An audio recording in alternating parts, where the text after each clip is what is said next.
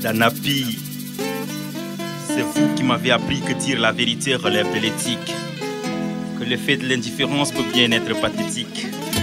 Alors j'ai observé tous ces mystères universitaires. Je refuse d'ignorer le pire, de baisser la tête et de me taire. Je sors du silence avec ces clairs vers, divers austères. Dans les normes des choses, après le bac, c'est les facs. Mais trop facile à dire, car dans la pratique, ce sont elles qui sont même prêtes à nous maudire. Nos universités sont devenues des cercles dans lesquels naissent les business, loin des étudiants et de leur sort soumis à l'interminable fausse promesse. Dans les dos des restaurants universitaires, les gars s'enrichissent énormément, mais personne ne cherche à savoir si les étudiants mangent normalement.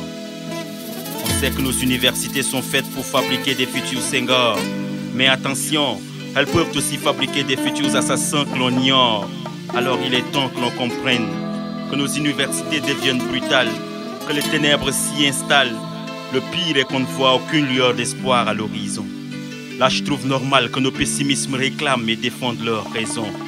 Surtout quand malgré la bonne volonté des uns, la mauvaise volonté des autres persiste.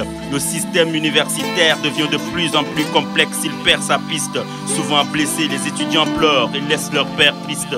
Ne faites pas semblant, car franchement, tous ces mystères existent.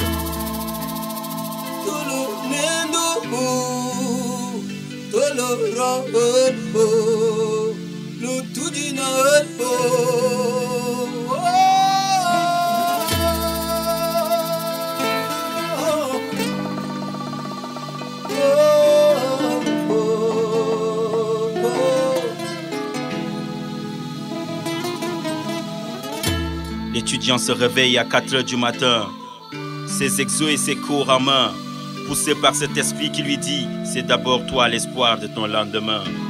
Quelquefois la journée ne lui offrira même pas une tasse de thé, mais c'est sa conscience qui va le guider jusqu'à la porte de sa faculté. Ajouté à toutes ces difficultés, ses ambitions se heurtent à des adversités. Le retard des bourses associées à des notes attribuées non justifiées. Les reprises injustes se succèdent. Impuissant, l'étudiant voit sa peine qui ne fait que s'hypertrophier. Mais les profs sadiques voient leur sadisme bonifié. Comment les étudiants peuvent tout donner quand ils n'ont pas le moral, quand ils se sentent lésés par le silence et l'inaction des autorités rectorales? Alors comme toutes ces innovations notées dans les coins de nos cités, il faut qu'il y ait des instances de transparence au sein de nos universités. Loin de nos amphis, les diplômes universitaires s'acquièrent aussi dans nos lits. Mais dans cette histoire, on a des vrais lits et des folies. Une étudiante qui écarte ses jambes à un prof au nom de la débris, c'est la folie. C'est pareil pour tous ces étudiants qui ne savent pas ce qu'ils veulent, qui pensent que la solution se trouve dans l'agitation, qui prennent des coups bas entre eux, frustrés avec ce fameux baptême de feu, et qui sont fiers d'être auteurs de désordre dans des bus, des amphis et des campus.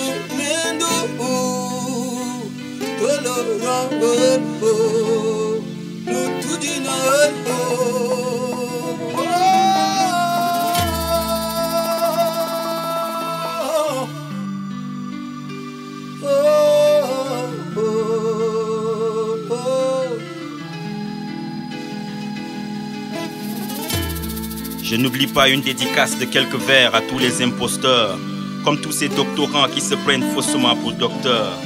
Dans cette belle usurpation de titres appréciés de l'autre côté de la vitre, se sentiront concernés tous ces anciens de l'université qui se prennent pour Dieu, qui imposent leurs lois et forcent les étudiants à être pieux. Ils sont fiers d'être sadiques, ils proclament. Nous sommes la braise et la flamme. On brûle les ambitions des étudiants zélés. On fait en sorte que leurs rêves soient scellés.